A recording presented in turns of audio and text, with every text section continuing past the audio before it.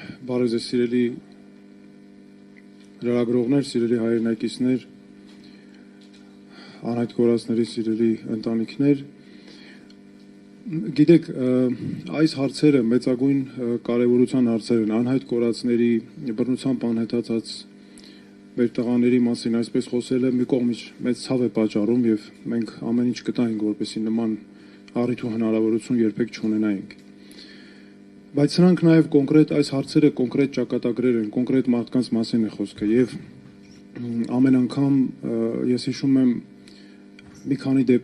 մի քանի շատ դեպքեր, որոնք իսկապես ցույց են տալիս, թե որքան մենք պետք է ուշադիր ու հետևողական լինենք այս բոլոր հարցերի նկատմամբ։ Ես ընդհանրապես ասեմ օրինակ 1-2 օրինակ, որ շատ են դրանք հիշեցի, բայց ես շատ լավ հիշում եմ օրինակ մի դեպք, երբ նոր էր պատերազմը ավարտվել եւ անհայտ կորած մեր հերոս տղաների ընտանիքները չգիտես որտեղ գնային, անորոշության մեջ էին, հատկապես անընդհատ փնտրում էին լուծումներ, տեղեկություններ։ Շատ լավ հիշում եմ մի դեպք, երբ ծնողներից մեկը, հայրը, նախապես ընդունելություն պետք էր ներ քննարկեինք համատեղ հանդիպում իր տիկնոջ հետ միասին, հայրը եկավ նախապես եւ խնդրեց, ասաց, որ խնդրում եմ ձեզ, երբ տիկնոջս հետ հանդիպեք, մի ասեք տիկնոջս, որ դեռ տղան անհայտ կորած է, որովհետեւ շատ ծանր կտանի տիկինը եւ առողջության համար շատ եմ անհանգստանում։ Շատ լավ հիշում եմ իմ ծանր հոգեբանական ապրումները, երբ նստած ես դիմաց հետ նստած է մայրը, որ չես կարողանում, չգիտես ինչ խոսել, որովհետև նախապես հայրը խնդրել էր ոչ մի բան չասել դեռ եւ ասել էր, որ ինքը ձևը կգտնի ասելու։ Կամ որքան շատ են, ես շատ լավ հիշում եմ ընտանիքներ, մինչև հիմա էլ ցավոք սրտի նրանք այդ վիճակում են, որքան շատ են սպասում տեղեկության իրենց տղայի մասին։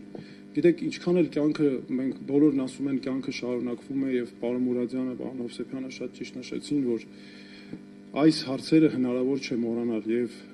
որքան էլ ասեն կամ տպավորություն լինի, որ մենք մոռացության ենք հանգարց մատնել,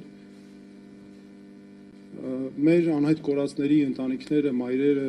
հայրերը, նրանք միշտ են ապրում այս սպասումով, նրանց միշտ պետք է տեղեկություն որդու մասին, ինչ փուլ է, ինչպես նրանք շարունակ են ապրել եւ այս ամենը մեզ պետք է պարտավորեցնի, այո, որպեսզի մենք ոչ միայն նրանց մասին հոգ տանենք, որ այս ամբողջ տեղեկատվական համակարգը աշխատի հատուկ նրանց համար, այս իրավապաշտպան համակարգը, պետությունը պետք է գիշեր ցերեկ ուղղակի ամեն ինչ անի, ամեն բան անի, որովհետեւ եթե մենք այս կարևորագույն հիմնարար հարցերին լուծումներ չենք տալիս, ապա անիմաստ է ընդհանրապես խոսել խաղաղության գործընթաց եւ այլն, որտեղ խաղաղությունը չի կարող անտեսել մարդու իրավունքները։ Այսօր օրինակ ես մի քանի կոնկրետ հարցի արդեն միջազգային անդրադառնամ։ Այս հարցերն այնպիսին են եւ նաեւ Ադրբեջանի հետ Ադրբեջանի վերաբերմունքը մենք պետք է ամեն ինչ անենք, որ Ադրբեջանը չկարողանա այս հարցերով մեզ մանիպուլացնի եւ 1000 ներողություն վաճառի հետո նման հարցերը մեր վրա։ Տեսեք, Վաշինգտոնում կնքվեց նախաստորագրվեց խաղաղության համաձայնագիր։ Այդտեղ ամրագրված է ընդհանրապես, որ կողմերը հասցեագրում են անհայտ կորածների մասին այդ դեպքերը եւ բռնությամբ անհետացումների դեպքերը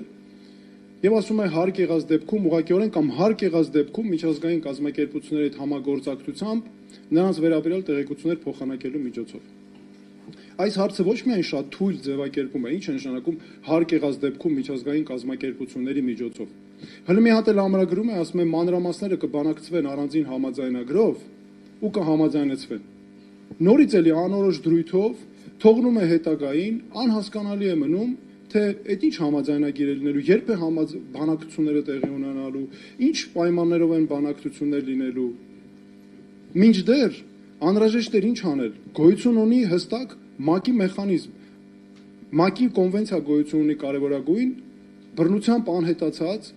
բոլոր անձանց պաշտպանության մասին։ Այդ կոնվենցիան ունի կոմիտե, Կոմիտեն նախատեսում է շատ լուրջ պարտավորություններ կողմերի համար, մասնավորապես Ադրբեջանի համար, քրեականացնել արարքներ կոնկրետ, հատուկ հրատապ խնդրանքների կամ քննության մեխանիզմ է նախատեսում։ Լուրջ պարտավորությունները դնում ուժային կառույցների վրա, անվտանգության մարմիններ, ոստիկանություն, պետության վրա է լուրջ պարտավորություններ, պարբերաբար զեկույցներ ներկայացնել, եւ Հայաստանը ստանում է միջազգային վերահսկողության հնարավորություն այս հարցերի նկատմամբ։ Իսկ հիմա ինչ, շատ ճիշտ նշվեց, Ադրբեջանը այսքան իր Արցախի տարածքում իր համար կառուցում է ճանապարհներ, շինարարություն է անում եւ այլն, մենք ինչ զանգվածային արտաշիրմում է հայտարարել, չէ, իրականացնում է արտաշիրման դեպքերն են, բայց մենք ինչ գիտենք, ովքեր են այդ արտաշիրմվող մարդիկ, հայեր են, հայեր չեն, որ դեպքերի հետ են կապված, ինչ է հետո մեզ պահանջներով բերելու առաջադրելու։ Մենք չունենք միջազգային վերահսկողության այսօր մեխանիզմ, որ այդ մեխանիզմով մենք կարողանայինք Ադրբեջանից պահանջներ ներկայացնել եւ ուզել այդ պահանջները, որովհետեւ իսկ երկկողմանի դեպքում ինչու չի ստացվում, որովհետեւ Ադրբեջանը ամեն ինչ միշտ արել է միջազգային հանրության աչքից մեկուսացնելու համար, առանձնացնելու համար այս նման բոլոր հարցերը։ Տեսեք ինչ է անում։ Ձեր կարծիքով կամ որևէ մեկը կասկածում է, որ Կարմիր խաչը փակելը, ՄԱԿ-ի կառույցները փակելը, ՄԱԿ-ի զարգացման գործակալությունը, փախստականների հարցերով գերագույն հանձնակատարի գրասենյակը, բնակչության հիմնադրամը եւ այլն։ Պատահական չի անում, նրանք միշտ մեկուսացրել են, ամեն ինչ արել են, որ մեկուսացնեն միջազգային հանրությունից այս բոլոր հարցերը։ Որովհետև հետո կարողանան նաև հետո մանիպուլյացիաներ են անում, բայց տեսեք ինչ են անում այդ արտաշիրումներ, որ հայտարարել են, հետո պահանջներ են մեր նկատմամբ ներկայացնում 90-ական թվականներից սկսած, միջազգային մեխանիզմները իրենք չեն դիմում, չեն վավերացնում այդ պայմանագիրը, միջազգային պայմանագիրը կոմիտեի տակ չեն ընկնում, պարտավորություններ չեն ստանձնում, հետո բերում ամբողջը մեզ են առանձին ներկայացնում։ Եվ հիմա եթե մենք միջազգային վերահսկողությունը հանում ենք եւ կամ միջազգային վերահսկողությունը մեկուսացվում է, մենք ու եւ ամրագրում ենք միայն այս պայմանագրում, հետո եթե մենք գնանք միջազգային մարմիններին դիմենք, ասենք միջազգային մարմիններ մեզ օգնեք այս տեղեկությունները ստանանք եւ այլն, ասելու են, գիտեք ինչ կա, գնացեք այդ ձեր հարցերը կարգավորեք, առանձին նախատեսված է։ Իսկ նման բաները շատ կարևոր են եւ նաեւ ուզում եմ հատուկ նշել, որ այս գործընթացը այո շարունակական է, սա չունի ժամկետ, չեն կարող ասել ենթանանք 2 տարի եղավ, դե լավ 2 տարի հետո ավարտում ենք, սա շարունակական է այնքան ժամանակ, մինչեւ ընտանիքները լիարժեք տեղեկություններ չստանան իրենց հարազատների ճակատագրի վերաբերյալ, այստեղ շեմը շատ բարձր է, չափազանց բարձր է։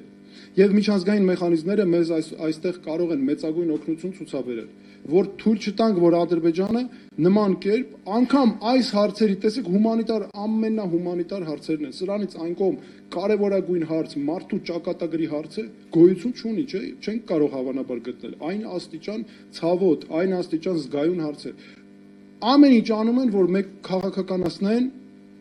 տանեն դիվանագիտության, միջազգային դիվանագիտության բնագավառ, որ մարդու իրավունքների հարցեր այստեղ այդ տեսանկյունից առաջ չքաշվեն, որ հետո կարողանան այս նման չարաշահումներ անել։ Եվ շատ կարևոր մեկ բան նաև ուզում եմ նշել, որ ընտանիքները ունեն կարևորագույն իրավունքներ, նրանք ունեն լիարժեք իրավունք ստանալու տեղեկություններ իրենց հարազատների, իրենց տղաների, իրենց հերոս որդիների մասին տեղեկություններ, վերջ, գտնվելու վայրի, պայմանների, ամեն ինչի մասին եւ դա, այո, չի հանդուրժում հետաձգում։